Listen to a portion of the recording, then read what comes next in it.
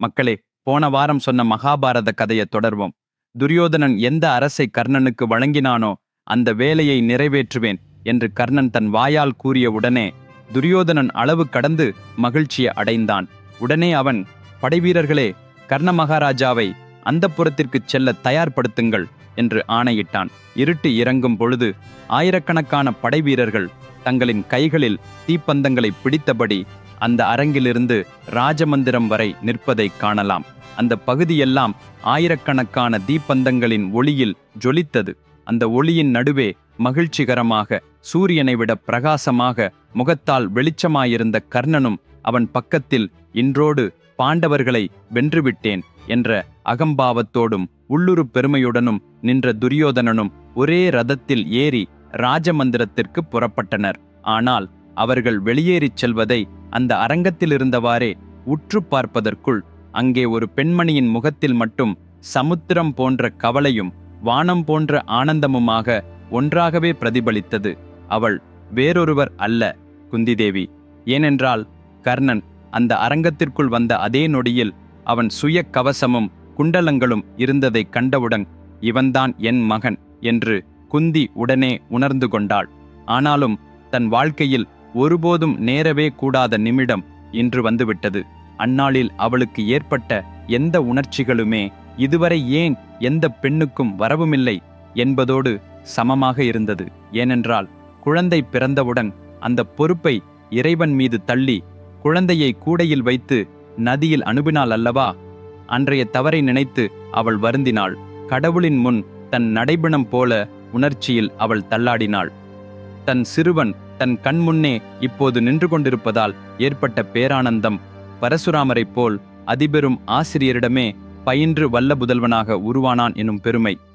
எவ்வளவோ வருடங்கள் கழித்து மீண்டும் மன்மதன் போன்ற மகனை காணுகிறேன். ஆனால் ஓடிப்போய் பிடித்து அணைய முடியவில்லை என்ற வலி என் மகன் என்று அனைவருக்கும் அறிவிக்க தெரியவில்லை. அவன் எல்லோராலும் அவமானப்படுகிறான். இந்த வேந்தனை பெற்றவள்தான் என்று சொல்வதற்குத்தான திறமையின்மை. சகோதரர்களைப் போல வாழ்ந்திருக்க வேண்டிய அர்ஜுனனும் கர்ணனும் இப்பொழுது ஒரு பகையாக மாறிவிட்டதன் வேதனை. பகைவனாயிருந்தாலும் துரியோதனன் கூட கர்ணனுக்கு பதவி அளித்து அவனை அரசனாக்கியது என்பதை எண்ணி உணர்ந்த சிறு மகிழ்ச்சி. இது போன்ற எண்ணற்ற உணர்ச்சிகள் ஒரே நேரத்தில் அவளை கொண்டாடின.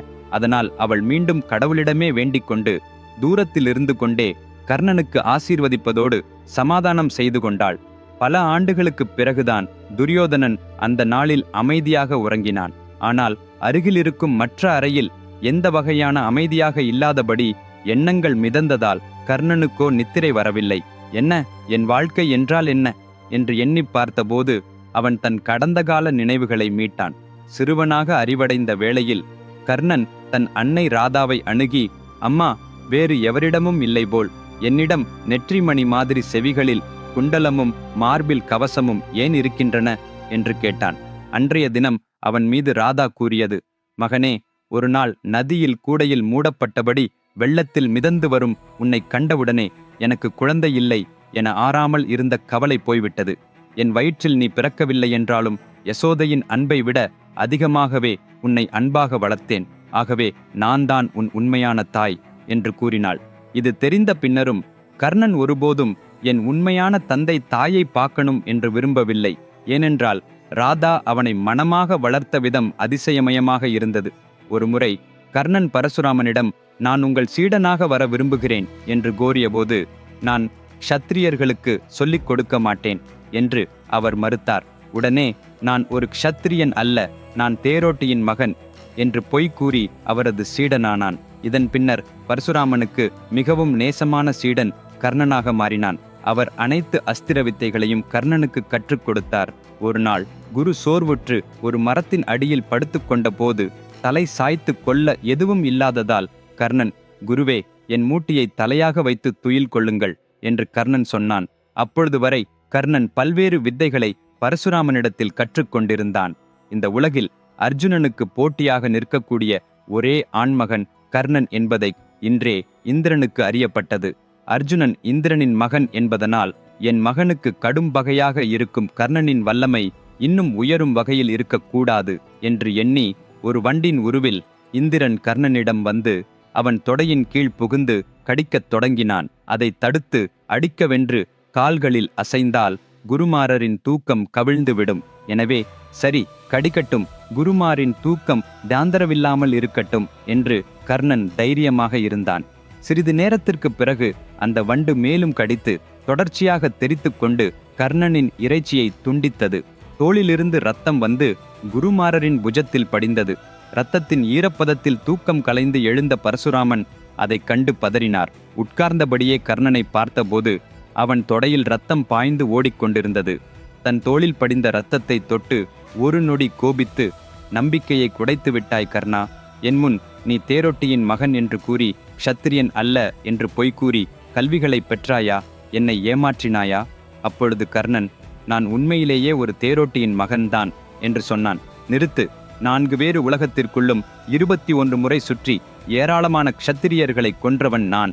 க்ஷத்திரியரின் இரத்தம் எவ்வாறு இருக்கும் என்று எனக்கு தெரியாதா? இந்தளவு இரத்தம் வழிந்தும் நீ அசையாமல் இருப்பது சாத்தியமில்லை. இந்த துரோகத்திற்காக நான் உன்னை சாபமிடுகிறேன். உன் வாழ்க்கையில் மிகவும் தேவையான நேரத்தில் உனது எல்லா அஸ்திர வித்தைகளையும் மறந்து விடுவாய் என்று சாபமிட்டு சென்று விட்டார். நண்பர்களே, ஒரு மிக பெரும் சுவாரஸ்யமான கதையை படித்தால் அது ஒரு மனிதன் வாழ்வை இட்செல்ஃப் மாற்றிவிடும் என்று நீங்கள் நம்புவீர்களா? உங்கள் பிள்ளைகளுக்கு தாய்விட்டு இந்த கதையை வாசித்து விளக்கியால் அவர்களுக்கு தேவையான வாழ்க்கை முறை தத்துவங்கள் எல்லாம் கிடைத்துவிடும் என்று நீங்கள் நம்புவீர்களா? வாழ்க்கையில் நீங்கள் அனுபவித்துக் கொண்டிருக்கிற அல்லது எதிர்காலத்தில் உருவாகக்கூடிய எவ்வித சிக்கலுக்கும் ஒரு தீர்வு இந்த மகாபாரத கதையில் இருந்து வருமா என்று நீங்கள் நம்புவீர்களா? ஆம், அது சாத்தியம். இது மனித வரலாற்றில் முற்றிலும் மிகப்பெரிய காவியமான மகாபாரதம் என்பதால் மட்டுமே. இந்த கதையின் வலிமை ஒரு மிகப்பெரும் சூப்பர் ஹிட் திரைப்படத்தை விட 100 மடங்கு மேலானது.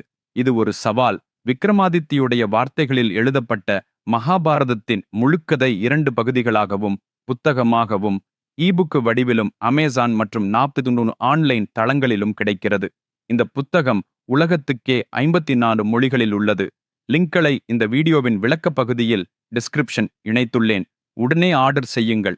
ஏனென்றால் இது சாதாரண ஒரு புத்தகம் அல்ல, உன் வாழ்க்கைக்கு தேவைப்படும் முழு நூலகமாகும்.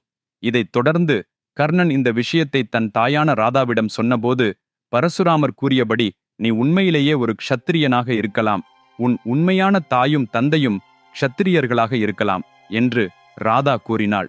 நான் யாருடைய வாரிசு என்பதை அறிய என்ற ஆர்வத்துடன் கர்ணன் அவ்வூரிலிருந்து புறப்பட்டான்.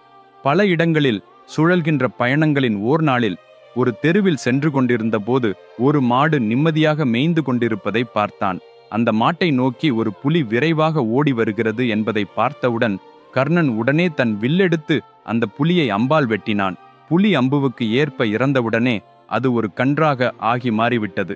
இறக்கும் முன் அந்த கன்றின் அவலக்குரலை கேட்டு அதை கட்டி வைத்த வீட்டிலிருந்து ஒரு வேத பண்டிதர் வெளியே வந்தார். இறந்து கிடக்கும் கன்றையும் அதில் ஊடுகோடாக நின்ற அம்பையும் புதல்வனாக தோன்றும் கர்ணனையும் பார்த்து, ஆஹோ, இந்த கன்றை கொன்றுவிட்டாயா? தாய்ப்பால் தேடி வந்த குட்டி கன்றை இப்படி கொள்கின்றாயா? இந்த பாவத்துக்கு உனக்கு நிவர்த்தி இல்லை என கடிந்து கொண்டார். இல்லை சையா, இங்கு நடந்தது அது அல்ல என்று விளக்க முற்பட்டதையும் அனுமதிக்காமல் அந்த வேத பண்டிதர், இந்துயிருக்கு சொந்தமான ஒரே ஒரு பந்தத்தை நீ அவன் கண்முன்னே அழித்தாயே. உன் இறப்புக்கு போகும் நேரத்தில் உனக்கு பாதுகாப்பாக யாருமே அருகில் இருக்க மாட்டார்கள் என்று சாபமிட்டார். ஒரு கன்றை எப்படி புலியாக காணப்படவில்லை என்று கர்ணன் குழப்பமானான். இது இந்திரனின் வேலை என்று அவன் பின்னர் ஆராய்ந்து உடனே தெரிந்து கொண்டான். அதை புரியாமல் குழம்பியபடி நடந்து கொண்டிருக்கும்போது ஒரு சிறுமியிடம் அழுகை கேட்டு நிறுத்தினான். அம்மா, என்னாச்சு? ஏன் அழுகின்றாய் என்று கேட்டபோது, என் அம்மா கோயிலில் செய்வித்த நெய்யை ஜாக்கிரதையாக வீட்டில் வைக்கும்படி எனக்கு கொடுத்தார். ஆனால் நான் வழியில் வழுக்கி விழுந்ததால் அந்த நெய் எல்லாம் தரையில் போய்விட்டது. இதை வீணாக விட்டிருக்கிறேன் என்று சொன்னால் அம்மா என்னை அடிப்பார் என்று ஏங்கினாள். சரி பாப்பா, புது நெய்யை வாங்கித் தருகிறேன் என்று கர்ணன் கூறிய போதும், இல்லை, எனக்கு புதிய நெய்யை வேண்டாம், இதே நெய்யை வேண்டும் என்று சிறுமி பிடிவாதப்படுத்தினாள். சரி, ஒரு நிமிடம் என்று கூறி தரையில் கலந்த மண்ணையும் நெய்யையும் சேர்க்கச் சளைக்கடி பிசைந்து நெய்யை இடையிலிருந்து பிரித்து அந்த சிறுமிக்கு அளித்து அனுப்பிவிட்டான்.